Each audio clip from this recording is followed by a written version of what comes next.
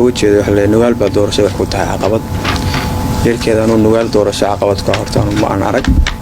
laakiin kaligeena ma ahano waxaan maranayaa dhalinyaro ururo badan oo isku xiran ururada ku jiro baa jira jarkaan gudoomiyaha ururka mustaqbal xogayaha ka ah Axmed Shaahid wuxuu sheegay iyo gudoomiyaha ururka ka oo dhinac gobolka nugaal isaguna labadaba waxay sheegayeen in la soo xiray naftiga la soo xiray way jiraan dad badan oo siyaasiyiin ah oo dareynaya nidaamkan mataqaana dimuqraadiyadda waxa uu leeyahay maxaa dimuqraadiyad wax tara leh waxa la yiraahdaa jira anagu marka dhalinyarada wax tara leh ma aan aaminsanin iyo wax kale aan isleeyahay qabiil intaba anagu waxaan doonaynaa inaan kartidayada iyo aqoontayada iyo aragnimadaada iyo dadnimadayada aanu isku soo saarno ma garanaysaa aanu dadka wax kasbano way jiraan dad xataa ilaa dhaqaalayaal baxtaa la sheegay aniga dad aan magacooda hadir sheegayno dhaqaalana haysta gobolkana saameyn ku laho oo aan soo wacayo hawsha iyada liigu yeerinayo damiirka la adahay barnaamijkan nimanka reer karkaar baa wartay hawshan iyada waxba kama yeelin barnaamijka farax ka qaad daxwada kadib la fariisiyay iyadoo guddiga doorashooyinka oo meesha ka baxay caqabadaha ay laga baran karo runtii aad iyo aad u badnaayeen aniga waxyaalaha iyaga ka badnaa wax kamid ahaa in dhalinyaro badan oo mataqaana inay yareyd waxa kan fahanka laga haysto iyo wacyigelinta markaa ma garanaysaa jidha dad badan intii basas lagu qaaday in mataqaana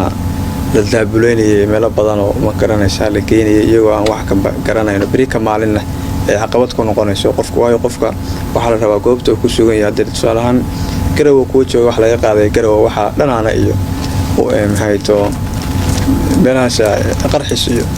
lagu daabuleynay ururada qaarkood ay dadkii qaadanayeen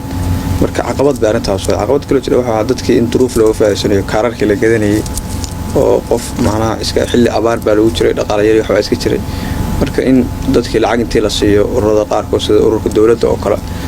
ururada ugu tunweyna dhinaca dhaqaalaha dadkii uu lacag siinayay mataqaana uu lacagaha adeegsanayay marka caqabaduhu way iska fara badnaayeen maadaama wax marka ay nagu cusub ay muhiimaduna ahayd inay markan mar un baashi tamay dhaqaaqdo ama ay hirgasho marka taas oo oran kara caqabado ahayd okay doorashada ayl ma qabsoomi doontaa mise caqabadaha wali jira wallahi horta caqabado way jiraan laakiin caqabado xagee ka jiraan weeye caqabado way jiraan oo caqabad aan ururka ka ahayn oo muujeeda jidda ama caqabad aan dawladda ahayn oo ma garanaysaa oo adeer doorashada caqabad ku ah oo jira dalmeeshi qabiil haysta ama cid haysata ama ma garanaysaa ama bulsho haysata ama ciidan inta ma arag laakiin conflict ka dhex jira ururka ka oo iyagu ay sabab u yihiin gudoomiyihii ayl oo joogi jiray iyo gudoomiye haweenkiisii ayaa nin walba waagii doorashada ururadu socday mid walba waxa uu leeyahay gudoomiyaha urur degmada isaga laga dhigto waa gartay marka isqa qabsiga meeshii ka jira qadar waxaan si ururka hoos sheegayaan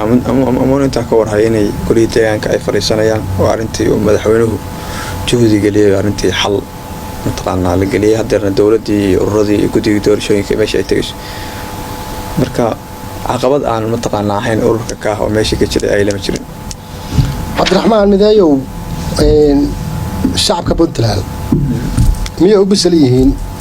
inay dhacdo doorasho qof iyo cod sidee kula tahay wallahi agaasimi horta shacabka Puntland oo u diyaarsan yihiin waxa ay dan ugu jira waxa weeye waa dadku marka deer waa soo daaleen oo nidaamkii qabaliga oo fursado cariiriga dadku ka dhigeen oo ma garanaysaa iyo dadku aad bay waxay u danaynayaan inay nin walba oo dhalinyaro ah ama kullana ka dhalinyaro ahaan dhalinyarada reer Puntland waxaan aad u danaynaynaa inay nidaamkan oo dimuqraadiyadda uu hirgalo waxaanu gelinaa waqti fara badan laakiin nidaamkii isagoo meel fiican uu noo marayo waxaan la kulanay niyadjabaan inaan caadi ahayn jabkaas oo aanu kala kulanay dawladda iyo guddiga doorashooyinka labadaba guddiga doorashooyinka haday is casileen waxa kan horta dhaawac weyn baa ku dhacay haday is casileen oo sababay isku casileen meeshii shaqadii gaabsi iyo wax badan baa meeshii soo galay madaxweynihii oo baashii cirka marayso anaguna aan waqti iyo sida dhaqaale inta aan gelinay waanu diyaar u nahay inaanu mataqaana wax kan qayb ka noqono ayuu xamar iska aaday baashi meesha wax ka luntay kalsoonidii marka waxaan kula talin lahaa madaxweynaha iyo guddiga doorashooyinka kalsoonidii bal inay kalsoonidii dib u soo celiyaan kalsoonidii dadkii ay kasbadaan garanaysa waxaan badan baa iska jira waxlada madaxweynaha nidaamkii adru inuu hirgaliyo raba muddo kororsi inuu sameeyo raba hadda u jeeda digreetooyinka waa soo badanayo marka waxyaalaha la yaabaa madaxweynaha digreetooyin ba sameeyay dhinaca ciidamada ah dimuqraadiyadna waa sameynaya waxba hirgelin marka baqdin weyn baa garanaysa oo jira madaxweynuhu waxa laga rabaa wax kan hadii ay dhab ka tahay hirgelinteeda oo inuusan isku xirin inuu soo guuleysto baashan oo mataqaan cidii guuleysan lahayd oo macna dadka ururadana kalsooni mataqaan u muujiyo gudiga doorashooyinka waxa rabaa inay dhaxdhaxaadnimo muujiyaan marka su'aasha ah marka u soo laabto su'aashaada ah dadkan reer Puntland aad bay wax u daneynayaan nidaamka dimuqraadiyadda wana u diyaarsan yihiin waana u jeeday saddexdii degmo qaabka uga qayb qaataan iyo bisaylkooda iyo iyo naag isqaba ama gabar iyo wiil isqaba oo jeeday inay garanaysaa laba xildhibaan oo ku soo baxayo ama guri ka soo toosay dhacday marka dadku aad waxay u diyaarsan yihiin nidaamkan dimuqraadiyadda Cabdiraxmaan hadalkaaga taan u soo noqdo madaxweyne Dani weli kama ayna maqal waxa la yiraahdo muddo kororsi mana ka hayno xukuumadda hadda jirta laakiin su'aasha taagan baa waxay tahay xukuumaddan waxaa ka dhiman waqtigeeda sanad iyo 3 bilood sidaan ka warhaynaba sanad 3 bilood suuragal ma tahay macnaha inay ku qabtaan doorasho qof iyo cod oo dhammaan Puntland oo dhan wallahi aniga kulay anu ka Cabdiraxmaan ahaan ama ka aragti ahaan ma qabo in 3 bilood doorasho qof iyo cod lagu hirgelin karo hadda wala socotaayo waqti abaar baa lagu jiraa waagi dhaweyto waxyaalaha qabsaday ama caqabadaha qabsaday wax kamid ah dadka reer guuraaga ah oo ma garanaysa ayagu hadda meel isdiiwaan galiyay meel kale u guurguuray codad badan bay loo iskarayeen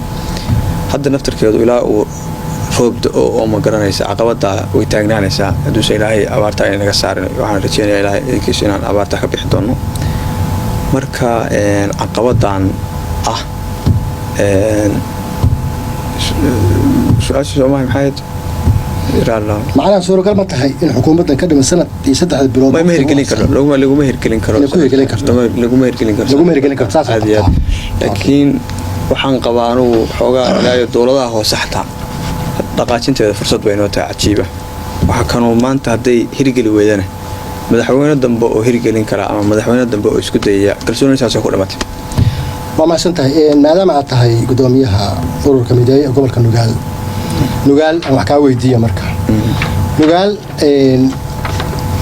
dad baa waxay ka soo horjeedaan inay qabsoonto doorasho qof iyo cod maadaama ay ku xisaabtamayaan wax la yiraahdo tare oo ay leeyihiin kolka waa kolka iyaga ma jira dad kula soo xiriiray ama caqabado aad la kulantay shakhsiyan adiga lagu leeyahay macnaha abaabulkan iyo howlahan ururada Georgia macnaha waxaas ma jirayaan ama ma soconayso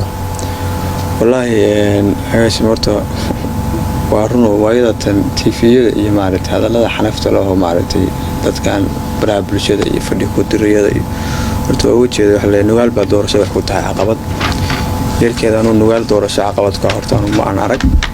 laakiin kaligeena ma ahano waxaan maranayaa dhalinyaro ururo badan oo isku xiran ururada ku jira baa jira jarkan gudoomiyaha ururka mustaqbal xogayaha ka Axmed Shaahid wuxuu sheegay iyo gudoomiyaha ururka ka oo dhinaca gobolka Nugaal isaguna labadaba waxay sheegayeen in la soo xiray naftiga la soo xiray way jiraan dad badan oo siyaasiyiin ah oo dareynaya nidaamka mataqaana dimuqraadiyadda waxa leeyahay maxaa dimuqraadiyad wax tara la xaliyada jira anoo marka dhalinyarada wax tara leeyahay ma aan aaminsanin iyo wax kale aan isleeyahay qabiil intaba anoo waxaan doonaynaa inaan kartidayada iyo aqoontayada iyo aragnimadayada iyo dadnimadayada aanu isku soo saarno ma garanaysaa aanu dadka wax uga kasbano way jiraan dad xataa ilaa dhaqaalayaal baa xataa la sheegay aniga dad aan magacooda dir sheegayno dhaqaalana haysta gobolkana saameyn ku laho oo aan soo wacayo hawsha iyada liigu yirinayo damiirka la adahay barnaamijkan nimanka reer karkaara baa waqti hawshan iyada waxba kama yeelin barnaamijka farax ka qaad marka maxaa waxa farax ka qaaday wax gacanta igu jiro inta baashiyada si rabbaaniya faraas ka qaaday iska istaagtay iska dintay marka way jiraan arintaas dhalinyarada kana wareysan ka dhacay naftirkooda waa weydiin ka dhacay waxa tahay nin dhalinyaro ah waxa tahay gudoomiyaha ururka mideey waxa tahay nin mustaqbalkiisu jecel inuu siyaasi noqdo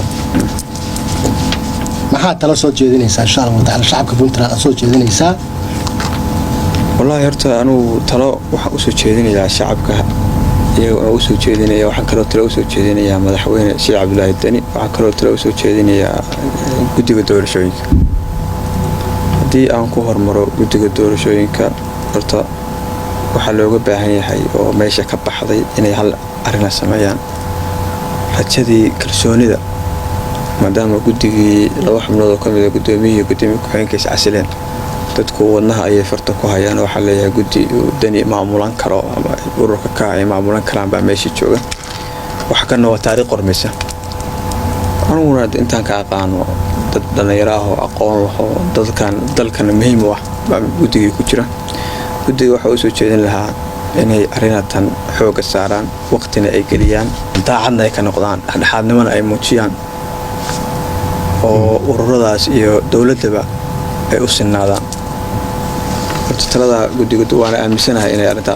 sameyn doonaan iyagoo soo jeedinaya arrin wuxuu soo jeedinayaa madaxweyne Sheekh Cabdullaahi Dani madaxweyne bahasho iyadoo hawada noo marayso cirka ay noo marayso aan waliba noo aadan dhaqaale ugu siin jirin ururada iyagoo ay waxooda isku qabeen way urur ay dawladdu kabto ama wax siiso inta ma aysan jirin ururada iyaga dhaqaalahooda isku qabay iyaga xafiisyadooda iyo kirooyinkooda waxooda iska bixinayay ayaad bahashii hal mar damisayo xildhibaanadii waxaa ka dhigtay dibad joog la soo doortay 3 degmo iyadoo wax caqabad aysan jirin xamar bay bahashii iskaga guudhay dawladda wayadii xamar aaday meesha waxa ka baxday kalsoonidii waxa laga baahan yahay madaxweyne adigana inaad kalsoonidii sameeysid ururadii kalsooni gelisid ururadii naftarkoodii anagu waa niyo jamnayo waxaan maadaama ninkii dalka ugu sareeyay baashiyo wixii waqtiga la geliyay oo macna la yeelan wada iska dhaqaaqay maalin cado cidna tala siino hatta waxaan markaa madaxweynaha ka codsan lahaa inuu kalsoonida dib u soo celiyo oo taladana u balaariyo oo talada ururka kaabe ku egtahay ururada kalena uu tala siiyo madaxweynuhu si horumar loo wada gaaro waxaan shacabka Puntland u soo jeedin lahaa nidaamkan inaga maadaama lagu magacaabo hooyadii federaalka Soomaali iyo maamul goboleedka kale ay hormuud u nahay inaynu qayb ka noqono nidaamkan qaabkii uu ku hirgeli lahaa inuu cidna ka gelin baalkii inaynu haddii ay wixii adeer dib u soo laabtaan oo madaxweynuhu rajooyinka kalsoonida waxa uu iska dhiso inay dadku isdiiwaan geliyaan guddiga doorashooyinka waa inay sameeyaan wacyigelin aad u fara badan waaga dhawaato wacyigelintu aad baa hooseysa dadkuna waa inay isdiiwaan geliyaan codkooduna ku cilbaxaan marka dadku waxa uu soo jeedinayaa barnaamijkan inay qayb weyn ka noqdaan dhinacan kale dadka nugaal maadaama ay u tiri gobolka nugaal iyo aad saaray mas'uuliyadiisa gobolka nugaal dad badan oo akhyaar ah oo sharaf leh oo sumcad leh oo malaynay maanta siyaasi gobolka nugaal jooga oo carqalad ku ah nidaamka dimuqraadiyadda